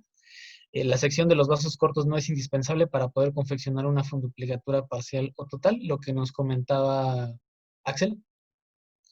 Y la vía laparoscópica es superior a la laparotomía, ya que reduce el consumo de analgésico, la duración del tiempo quirúrgico, la duración y la morbilidad postquirúrgica. Las distintas funduplicaturas son equivalentes en cuanto al control de la sintomatología, sin embargo, la disfagia va a ser más frecuente en lo que es la funduplicatura total. Vamos a continuar y ahorita vemos un poquito acerca de eso. Los resultados en general, pues hablando de conversión, el índice de conversión va a disminuir más o menos a partir de la intervención número 30. En teoría, más o menos es lo que se considera como curva de aprendizaje para un cirujano, pues poder realizar este procedimiento con los mínimos riesgos. En equipos con experiencia, el promedio de conversión es de 3.7%. Con el abordaje laparoscópico, pues ya vimos que disminuye el dolor frente al abordaje abierto. Tenemos este artículo, fue un metaanálisis que comparó la funduplicatura tipo Nissen, o sea, una funduplicatura a 360 grados, versus una funduplicatura tipo DOR, una funduplicatura anterior. Sí, Doc, claro. Creo que Karen tiene que... bueno. Stop. ¿Les queda alguna duda sobre la técnica quirúrgica?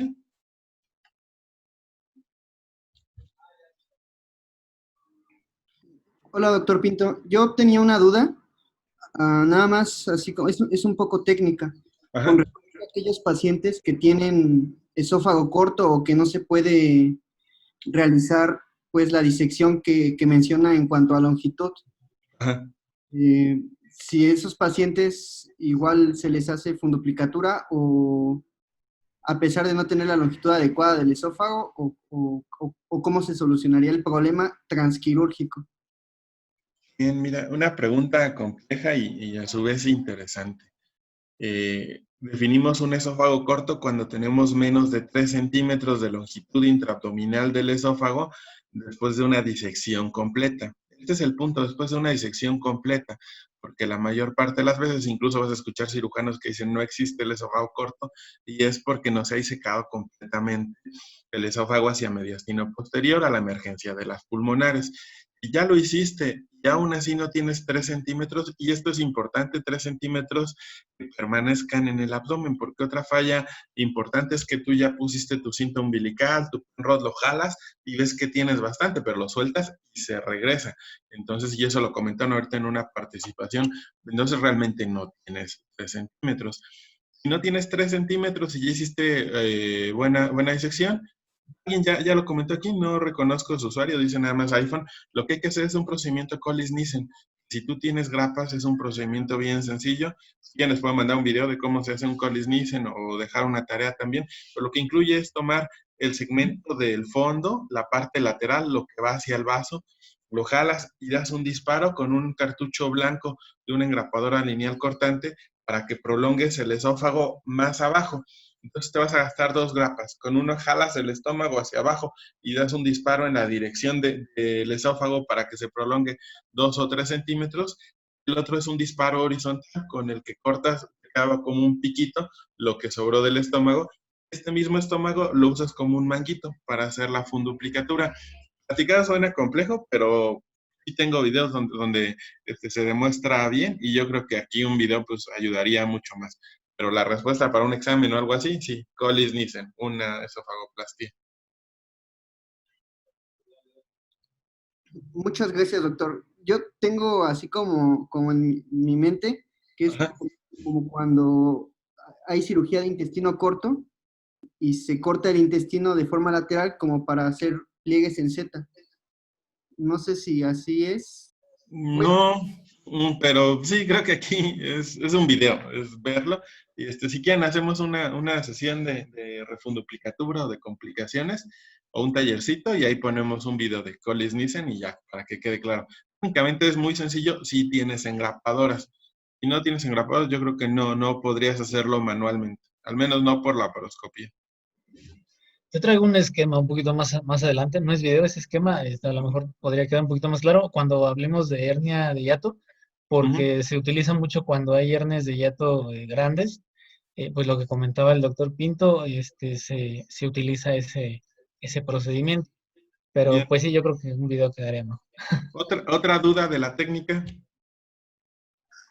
Yo, doctor, ¿sí me escucha? Ajá, ¿quién eres? Soy Steph. Ajá, ya. Doc, sobre los dilatadores, ¿qué tan importantes son para las funduplicaturas? Depende de la experiencia del centro hospitalario. Instituto Nacional de Nutrición Salvador Subirán lo hace siempre. Nosotros lo hacemos prácticamente nunca.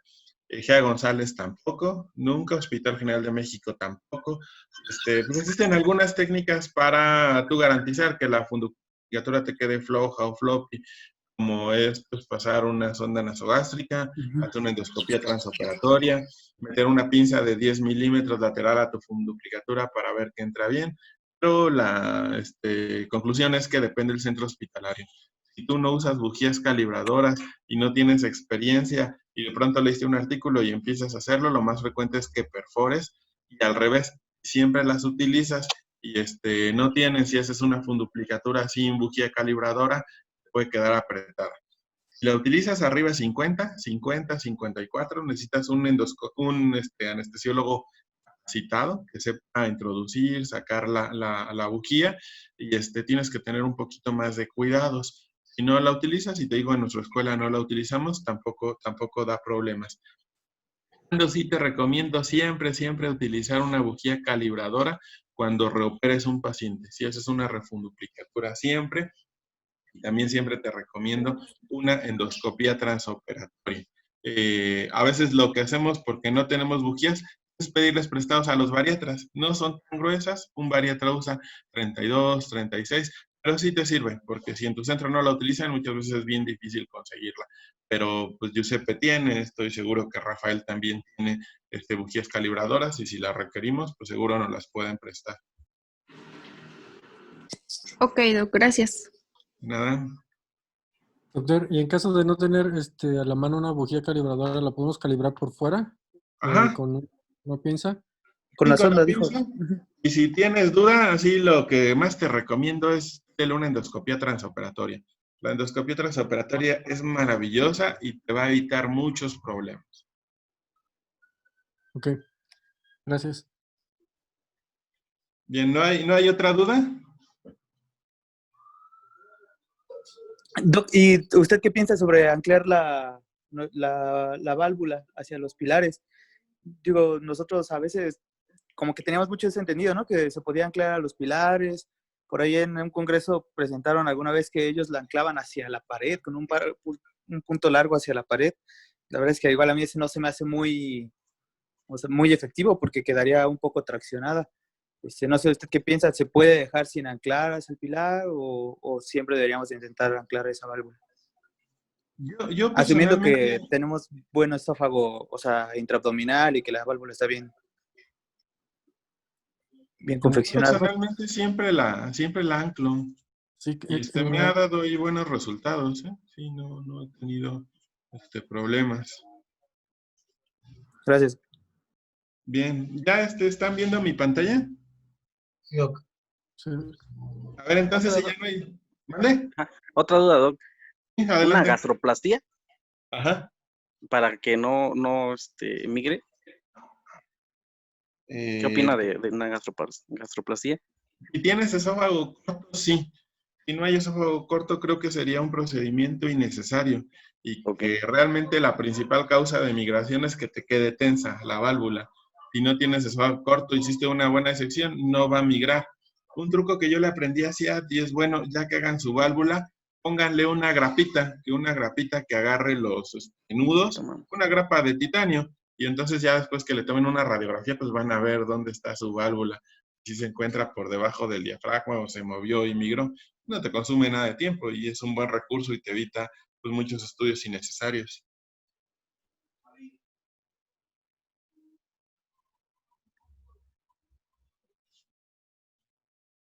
Bien, entonces, a ver, les voy a poner este video y quisiera escuchar a los R1, ahorita a ver que participen, para que me digan qué pasos está haciendo y qué logran ustedes identificar. A ver, vamos a correr un poquito el video y ya le voy a pedir a algún R1 que participe.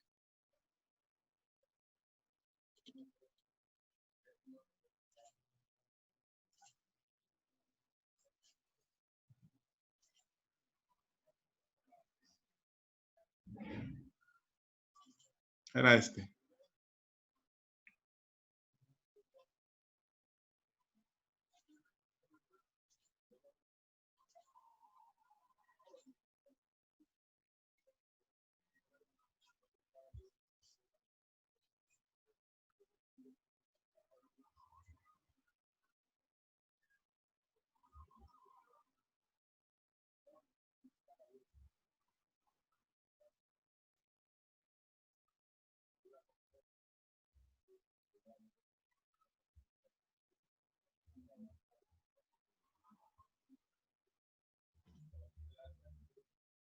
Bien, a ver, ¿quién quiere participar hasta el momento? ¿Qué han visto que se está haciendo en la cirugía? ¿En qué pasos van? Y si tienen algún comentario al respecto. Doc, no se ve, ¿No se se ve vio? el video. No, Doc, no, A ver, está déjame intentar. su carpeta de documentos. A ver, entonces voy a intentarlo de nuevo.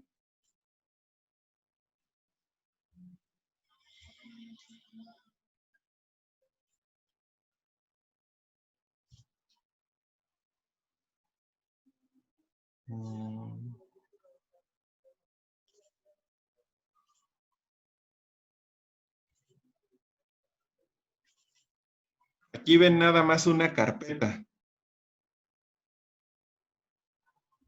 Ahí vemos su escritorio. Bueno, Ajá. sus documentos. A ver, ya abrí el video. ¿Ahora ya están viendo el video? No, aparece que lo seleccionó, pero no se abre, no se reproduce, pues. Mm, a ver, ya se me ocurrió.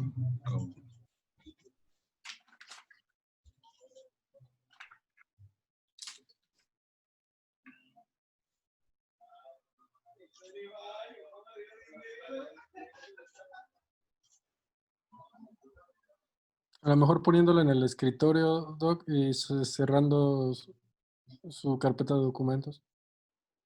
A ver, voy a cerrar la carpeta de documentos. No, me quito lo de compartir pantalla. Ah, creo que ya. A ver. ¿Ahí sí se ve? No, no se ve. Ya, Ahora sí. ¿Sí? A ver, entonces sí, voy a volver a ponerlo. Denle un vistazo, yo lo pauso y a ver, quiero escuchar la participación de los R1.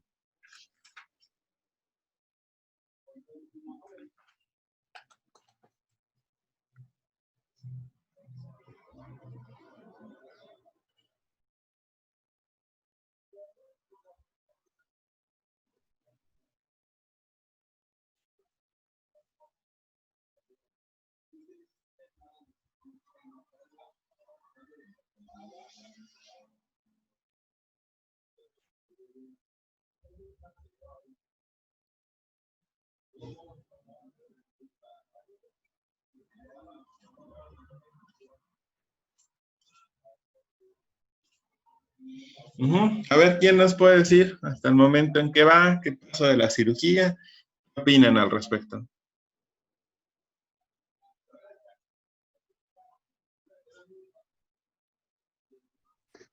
Buenas tardes. Me parece que se está haciendo apenas la disección del esófago. Se alcanza a ver la base inferior del pulmón derecho y el borde superior del hígado y creo que una parte del aumento mayor. Del esófago, me parece que se está disecando.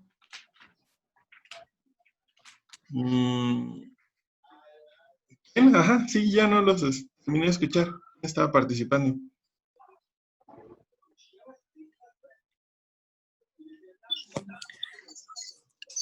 No, le preguntaba que si le parecía que la disección estaba sobre el esófago. ¿Alguien más que participe, ¿no? De los R1 igual. Es un video Con confianza, amigos. Doctor, buenas noches. Sí, aquí en el video podemos ver que se localiza ahí la cara visceral del hígado en la parte superior y también vemos el ligamento hepatogástrico y se está intentando localizar, yo creo, el ligamento triangular para localizar el hiato esofágico. ¿Qué es lo que se ha abierto? ¿Cuál es la estructura que abrieron ahí durante la disección?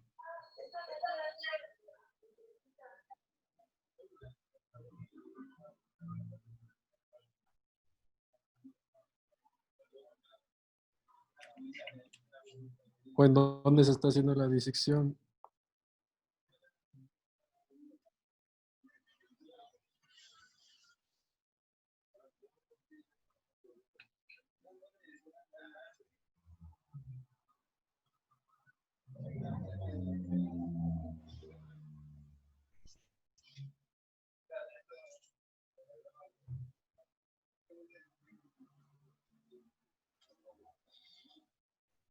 ¿Quién más? ¿Quién tiene otro comentario al respecto del video? Axel comentó en el chat, Doc, que él cree que es la membrana frenoesofágica. Yo creo igual, lo mismo. La membrana frenoesofágica, pues ahí van bien, ¿no? Entonces, Sí. a ver, algún R1 que piense que no se va bien, que no es el plano adecuado.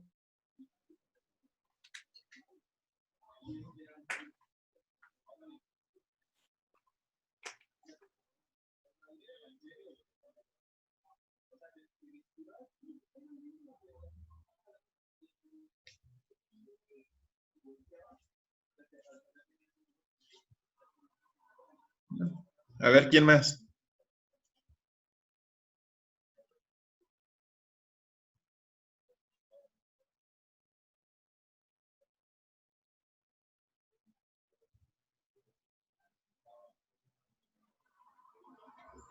¿Sí está corriendo el video? ¿Sí alcanzan a verlo? Sí, está un poquito lento, pero sí está en reproducción.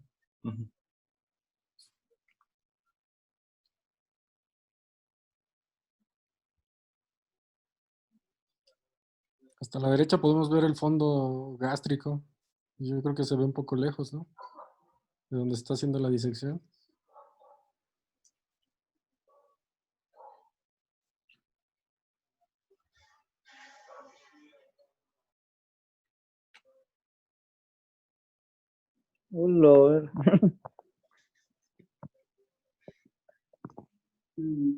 Sí, doctor Pinto, a mí me gustaría opinar. Adelante. Con lo que mencionó el doctor Ricardo, yo también considero que el lugar donde está haciendo la disección es un poco medial hacia el hígado y pues obviamente puede encontrarse estructuras vasculares. Yo leí en algunos lados que un primer paso para realizar la funduplicatura es la disección del ligamento triangular izquierdo del hígado, previo a la disección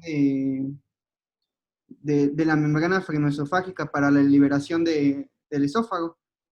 Pero yo siento que esa disección está muy medial hacia el hígado como víscera. Y a lo mejor la estructura vascular que lesionó, pues es directamente, pues puede ser una vena hepática, incluso hasta una por la altura.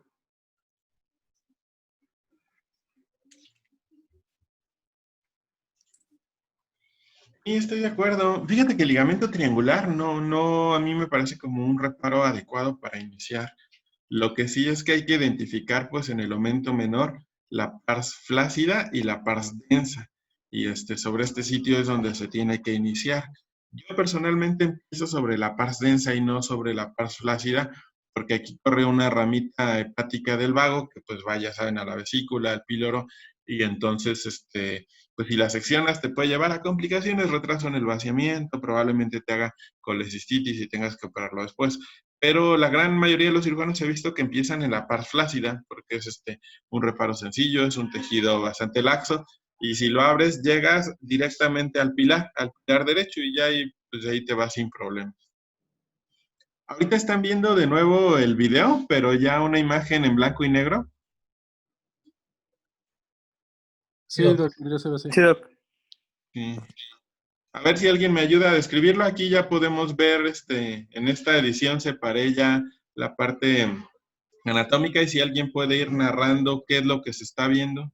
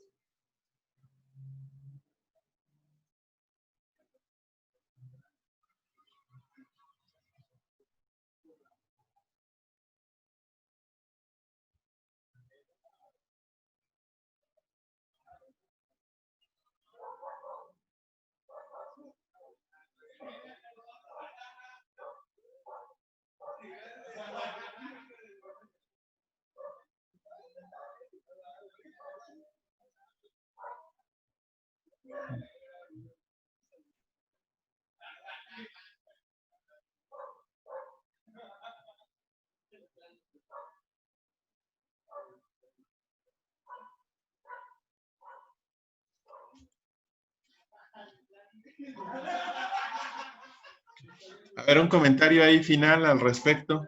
Para un R2, me diga si lograron identificar si hubo una lesión vascular, qué tipo de lesión vascular fue. ¿Fue una lesión vascular mayor, menor? ¿Qué estructura creen que fue lesionada? ¿Y cómo se repararía esta lesión? Buenas noches, doctor. Una pregunta. Estuve viendo ahorita, bueno, otra vez el video, pero parece que luego repito, no estoy muy seguro. Parece que el abordaje está siendo muy medial hacia donde podrían estar las venas suprahepáticas. Ajá. Entonces, no estoy seguro si de ahí sea la lesión vascular de donde esté, ya que está en el plano medio de donde estaría la división entre el lóbulo derecho y el lóbulo izquierdo del hígado. Mira, la disección sí fue medial, sin embargo no fue una suprahepática. Si tú te fijas, el hígado se está cargando con una pinza y las suprahepáticas pues entran al hígado, entonces no le está dando al hígado. Bueno, ¿puedo comentar algo? Sí. Bueno, sí, bueno, la disección es un poco lateral hacia la derecha y por la región que se está trabajando pudiésemos pensar que es una lesión pues de la vena cava inferior, ¿no? Por el sangrado y sería una lesión vascular mayor. ¿Cómo se resuelve? Pues primero delimitar cuál es la lesión y si no es que se puede, pues empaquetarla o abordar, clipar, ya sea abordaje abdominal o en caso de que no, pues buscar, no sé, el abordaje superior, es decir, por tórax y tratar de clipar lo que es la vena, empaquetarla y bueno, es lo que se podría hacer en ese momento. ¿Clipar la cava inferior? Ahí, Doc, se podría, antes de, bueno, de cualquier otra situación, se podría referir de algún modo, dejando en ese lugar o algún tipo de referencia y después, pues, convertir por la parotomía. No. A ver, ¿referir cómo? ¿Y convertir por dónde? ¿Por el abdomen o por el tórax? No, por abdomen. A ver, ¿por abdomen o por tórax? Ustedes díganme. Yo opino que es supraumbilical. Yo le abordaría por tórax.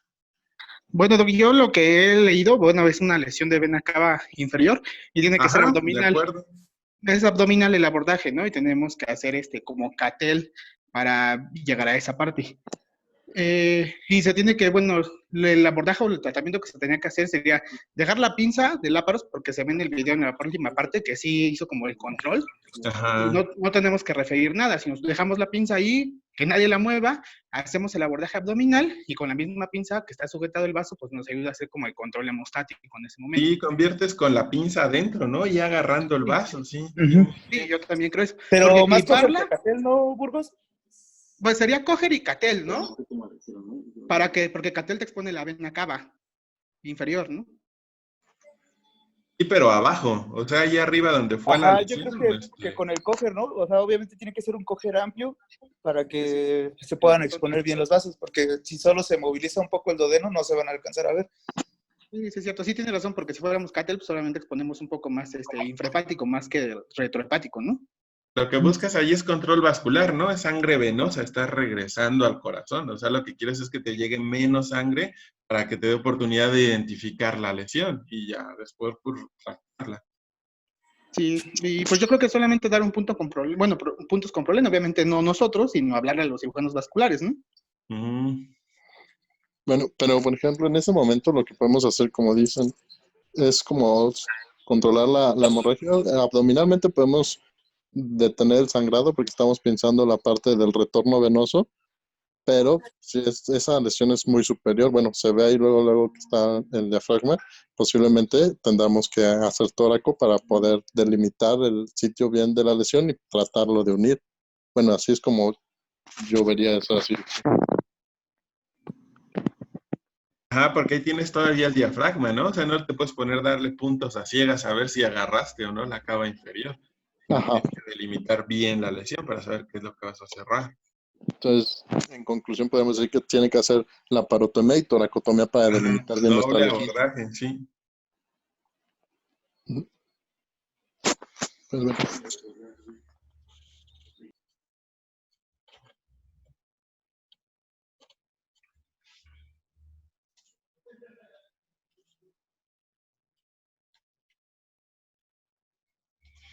Listo, ya.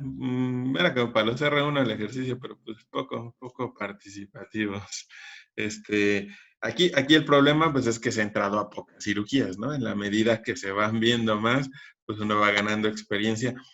Pero pues háganse a la idea de estos escenarios, irlos viendo, porque nos puede pasar a todos. Esta cirugía le pasó a un R4 de cirugía ahí en nuestro hospital. Y a lo mejor sí piensas, pues le habla al vascular y que lo repare, pero si tú te pones a pensar en cuánto tiempo te pones uniforme, el doctor Saldívar, el doctor Parra y entran a ayudarte, a lo mejor ya se vació el paciente porque dieron que pues sangra sabroso, ¿no? O sea, sale bastante. Entonces, pues son los riesgos de empezar a operar y pues tienen que ir viendo, ¿no? Y tienen que ir pensando en esos escenarios. Todos andamos con ganas de operar, todos queremos hacer funduplicaturas, pero pues vean, aquí, Gus, pues, doble abordaje. Se hizo laparotomía, se hizo toracotomía, los cirujanos cardiotorácicos entraron al corazón, por ahí metieron una sonda Foley a través de la aurícula para que se inflara, hicieron control vascular proximal y distal, y ya después la cerraron. Pero sí, doble abordaje. Y salió empaquetada, la terapia, se resolvió bien, la paciente sigue sin funduplicatura. Surgió esto y ya no se pudo hacer la funduplicatura. Entonces una cirugía que aparentemente es sencilla se puede convertir en una tragedia. Hay que ir haciendo esos ejercicios, a veces una de las complicaciones, pues aprende mucho. Y pues precisamente en estos foros se intenta incentivar pues la participación, entonces todos los comentarios son valiosos. Sí, intenten pues hacerlo más para que sea rico. Nada, Gus. Doctor, ¿Continúa? una pregunta. Sí. Por ejemplo, en este caso sería correcto, como mencionó, tal vez pinzar el vaso, pero ¿cuánto tiempo podríamos, suponiendo esperar después, o sea, pinzamos el vaso, cuánto tiempo podríamos esperar en todo caso que si tuviéramos al alcance algún cirujano vascular para que pues, nos ayudara, o en todo caso no sé, algún otro presidente de mayor jerarquía, si por ejemplo nos llegara a pasar a nosotros? O sea, ¿cuánto tiempo puedo tener ahí pinzado, por ejemplo, en este caso, pues la vena? Digo, está bien difícil tu pregunta porque pues, seguramente nadie ha publicado al respecto. Estas lesiones son anecdóticas. Pues yo te recomendaría que poco tiempo, a lo mejor pues a lo que podemos ir es a la experiencia haciendo Pringle, ¿no? Que aquí sí es donde aún así todavía ahí es muy controversial que cuánto tiempo, que 15 minutos, que lo sueltas, que lo vuelves a pinzar, hay quien dice que hasta 1 hora. No, la verdad creo que no te puedo ayudar con esa pregunta, no sé realmente cuánto tiempo. Y te puedo decir que ahí el tiempo marcha lento, y que la paciente se está muriendo. Entonces, pues hay que intentar hacerlo lo más pronto posible. De lo valioso es pedir ayuda. Sí tienes razón pues si no hay vascular, por lo menos un R+, un cirujano que le sepa entrar a tórax, a lo mejor si anda ahí al lado el onco, le hablo, sí, tú no vas a poder resolver todo. Y créame que en ese momento, así literalmente decimos, se te caen los calzones, ¿no? Estás temblando, no sabes qué hacer, no puedes dar ni un punto. Entonces, sí, quizá lo más valioso de tu comentario es pedir ayuda de inmediato, ¿no? A quien esté disponible, si es un vascular, qué mejor. Y si no, pues algún adscrito, un residente mayor jerárquico. Tiempo, la verdad que no sé cuánto tiempo. Doc, y yo creo bien valioso lo que nos comentaba al principio, como del abordaje, identificar bien, o sea, la pars flácida o incluso la pars tensa para poder hacer el abordaje. Yo, por ejemplo, en lo personal, cuando empecé a ver el video, pensé que ya habían incidido pars flácida y también pensé que ya estaban entrando ahí hacia la membrana. Digo, a mí me pareció así en un momento.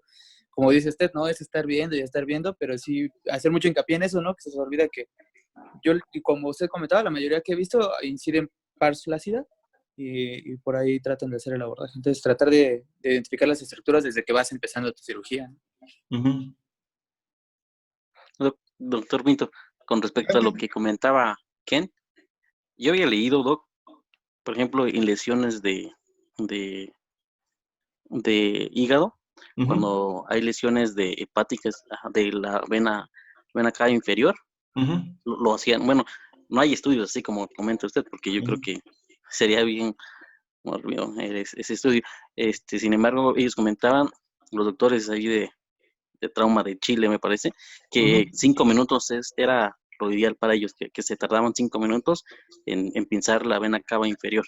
Y eso pues les ayudaba pues a reparar alguna arteria, alguna vena que estaban allí sangrando. Bueno, en este caso pues vena, ¿no? Pero ellos comentaban 5 minutos, la verdad no sé, es nomás lo que comentaron en un foro que estaba viendo hace días.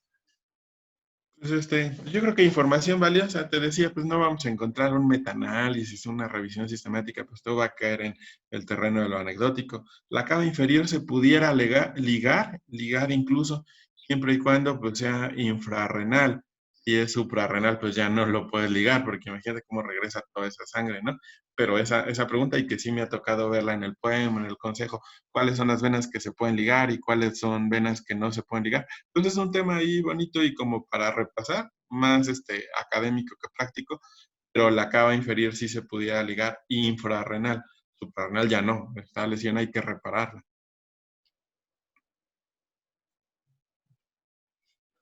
Gracias, Doc. Nada.